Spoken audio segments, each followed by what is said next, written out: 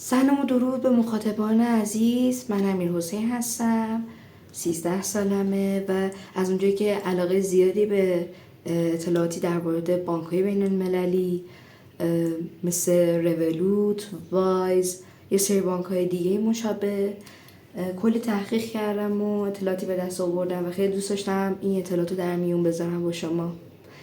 امروز سوالی که میخوایم بپردازیم بهش اینه که مسترکارد بهتره یا ویزا کارت؟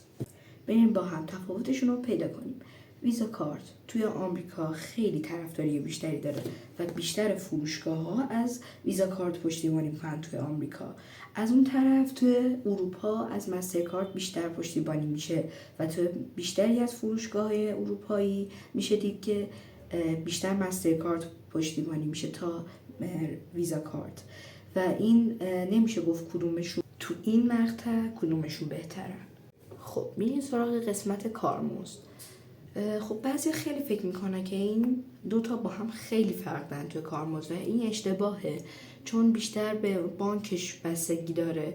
یه سری بانک ها هستن که از وایس پشتیبانی میکنن و یه سری بانک ها هستن که از مسترکارد پشتیبانی میکنن. خب وقتی که تو این بانک ها شما حساب باز میکنین بعد خودتون کشبکش رو و کارمزدش رو چک کنین. خدمات ریز.